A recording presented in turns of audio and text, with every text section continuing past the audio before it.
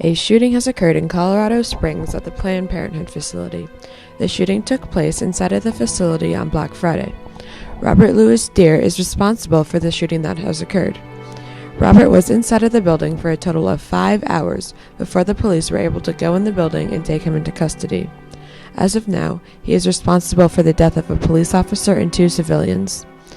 The police officer that was killed was Garrett Swasey. The majority of the civilians were escorted safely out of the building unharmed. Shots were fired at a total of 9 people. We did get an individual in custody at 4:52 p.m. in our time zone here.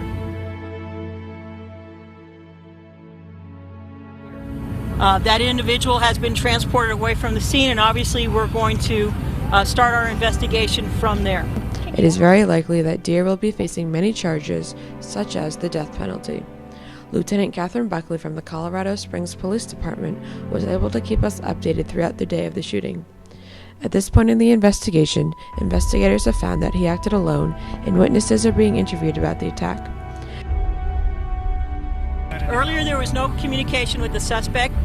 We did get officers inside of the building at the Planned Parenthood, and the officers were able to shout to the suspect and make communication with him, and at that point they were able to get him to surrender, and he was taken into custody. Investigators still do not know why the Planned Parenthood building in Colorado Springs was targeted. Evidence in and around the building includes handguns and rifles that Deere brought to the scene in a duffel bag. Investigators believe that he was also planning to use propane tanks as part of his attack. The Planned Parenthood facility does have protective windows as well as a safe room and closed-circuit television surveillance video.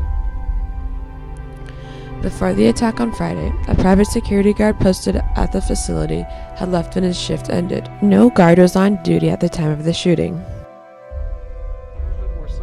This incident did start at the Planned Parenthood building. We have had several questions of if this involved the bank, which is just to the south of the Planned Parenthood building.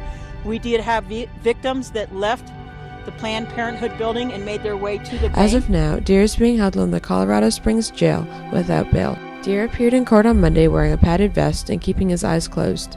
He is being held on suspicion of first-degree murder, a charge that can carry a minimum penalty of life in prison or a maximum penalty of death if he is convicted.